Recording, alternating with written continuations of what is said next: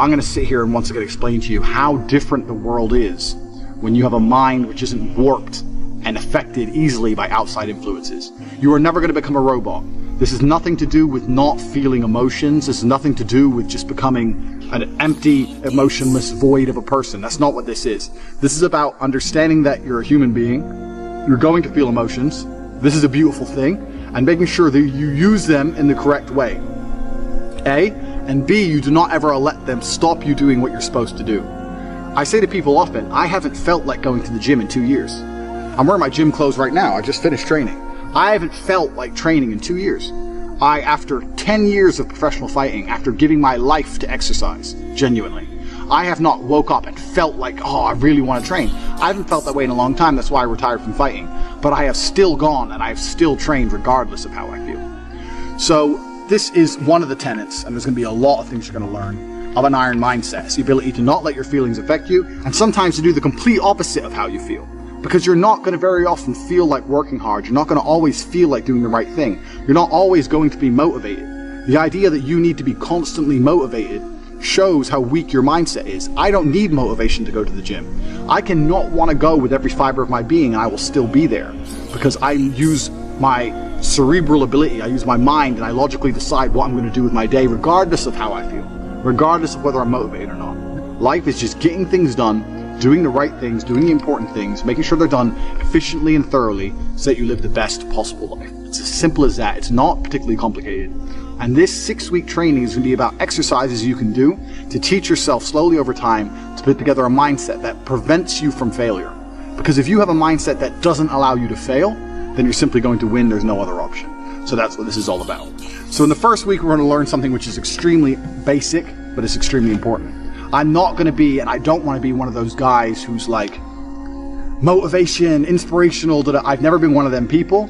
I don't believe in motivation, inspiration. I don't believe in that crap. I don't believe that you need motivation to get things done. I'm not going to sit here and just talk a whole bunch of motivational things to make you feel good. What I'm going to do is I'm going to tell you the things I always did that allowed me to put together the mindset I currently have. So, if you look at any story, literally any story with a hero in it, they all have one thing in common, and that thing is that there's always a villain. You cannot have a hero without a villain. It doesn't matter. You can think of any superhero, any comic book, any book you can think of, any movie, there's always a good guy and there's a bad guy. So for the good guy to exist, there has to be a bad guy. There's no other way for the duality of the universe to continue without this basic tenet. So you want to be the good guy in your story. You want, and in every, I've said this before actually, as a man, life is going to be difficult. It's more difficult than being a woman. It's more difficult than anything else. So it's very easy to see yourself. Life is actually easier as a whole if you see yourself as a hero. Because in every single hero story, the hero suffers. He has a hard time. And if you understand that you're suffering because you're a hero, then the suffering begins to make sense. So you can be sitting here right now going, my woman doesn't respect me, I have no money in the bank, this is difficult, I'm struggling here, I'm struggling there. You can feel sorry for yourself, or you can say, yeah, my woman doesn't respect me, I'm struggling, I can't make money, but you know what, that's because I'm a fucking superhero. And my life's going to be hard, because I'm a man, and as a hero it's going to be difficult. These are the tests and the trials and tribulations I have to go through to become someone. Every single male superhero went through a whole ton of shit before he became superhero. You've seen the Batman movies. His parents died, he was locked up in jail, all these bad things happen, and then they emerge as the hero. And this is done for a reason, because it's the reality of life, especially as a man. So right now, you have to understand that you're the hero in this movie, and if you're struggling for a very important reason. And how you handle these struggles, and how you deal with these struggles is going to decide the kind of person you're going to be afterwards. You're either going to be a superhero, or you're going to succumb to them and you're going to fail. So be happy that you're struggling, because that's important. That's the first thing. Second thing is, there has to be a villain. Now, most people think their villain is someone else. You see this all the time. The villain's the opposite of the hero.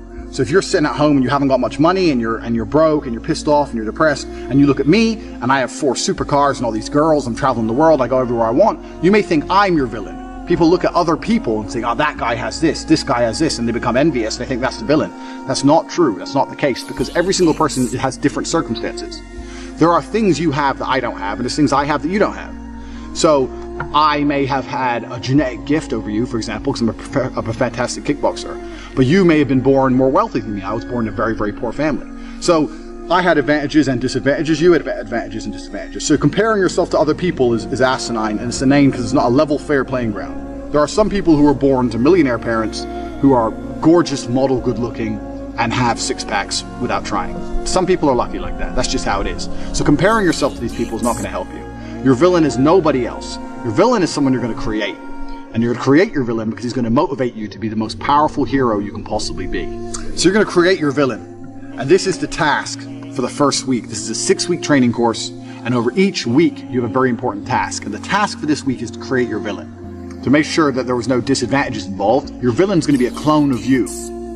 But what your villain's going to have is he's going to have some things you don't have.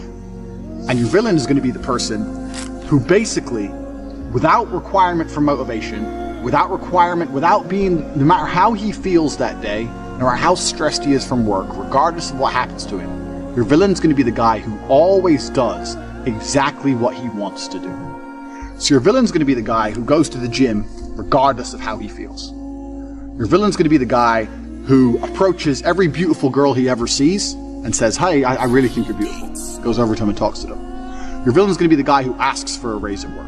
Your villain's going to be the guy who does everything he wants, regardless of how he feels, regardless if he's not motivated or not, regardless if he's shy to talk to that girl, or people are watching, or his ankle hurts, he doesn't want to go to the gym, whatever. Or he thinks his boss is going to fire him. Your villain is that dude who does anything he wants to do. So for this week, you have to sit and you have to make a list of all the things. You have to sit there and say, if I did everything I want to do, if I were to be the best version of myself possible, what would I do? Okay, well, I'd go to the gym every day. I'd get up at 6 a.m. and I'd go to the gym every day. You write that down. I'd approach every beautiful girl I ever see and I'd introduce myself and try and get their Instagram or their number. You'd write that down. For example, I'd start a side business. Even though I don't know anything about it, I'd learn how to make websites. My villain's the kind of guy who would sit there and he'd learn how to do it by himself and he'd start his own online business. Write that down.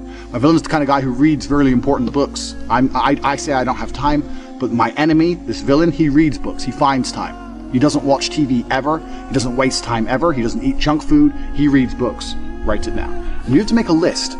Now this list at first should be easy for you, but then you're going to get to about 7 or 8 things and you're going to stop. No, this list needs to be 25 to 30 points long, minimum, because this is going to become your enemy for the next 6 weeks of training. You want to become a hero, you need someone to battle against. This is who you're battling against. You're battling against a better version of yourself, a version of yourself that doesn't succumb to how he feels, but does what he's supposed to do anyway. So this is who your villain's going to be. And when you're writing down this list, all the qualities your villain has, imagine what this person looks like.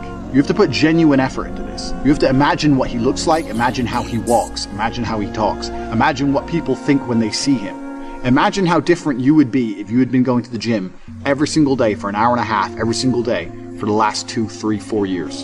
Imagine it. Imagine how differently people would look at you. Imagine how differently females would treat you if you were jacked like that guy would be. You have to sit and you have to put down all these qualities, and then once the qualities are there, 25 or 30 minimum, then you have to imagine what kind of person this is. You have to imagine what he looks like, what he talks like, what he thinks like. Imagine how he views the world, because this is who you're going to be battling against. So you have to put genuine effort into constructing this person and understanding this person. The reason I'm saying do this is because this is what motivates me every single day. When I was training for a fight, the reason I'd always go train is because I knew my enemy was training. But when I stopped fighting professionally, I thought, well, what enemy do I have? And I realized I had to create my own. So when I don't feel like going to the gym, I imagine I've built my own enemy. I won't even list all the things that my enemy has. He has a whole bunch of shit I don't have. And he would be an nearly impossible person to be. But when I sit and I don't feel like going to the gym, I know my enemy's training, because he trains no matter what, regardless of how he feels, regardless if he's pissed off, or if there's traffic, or it's raining, or he's tired. My enemy trains. When I see a girl and she's beautiful, but all her friends are there, I'm afraid they're going to laugh at me, my enemy wouldn't give a f***. He'd go over there anyway. That's who he is. He's the man. So when I understood who I was truly battling against, then you have 2 choices. You either rise up to try and take him on, or you become a little pussy. Here's the choice. Do I want to lose to this man I've created and I've built? Do I want to lose to him, or do I want to beat him or compete with him? And you have to make a choice, and you sit there and go, well, I know that the person I created in my mind, my arch nemesis, would go over there and he'd talk to all the girls. 2 of them, let alone 1. And the crazy thing about all of this is that this person is you. This person is you. It's just you with a little bit of a different path or a different take on life. It's you who's the person who does whatever he's supposed to do regardless of how he feels. It's you with an iron mind. This is the exact point of it. The reason creating this enemy is so important, and the reason viewing him and seeing how he sees the world and understanding how important and powerful this person is important is because that person is you. That person is you who does what he's supposed to do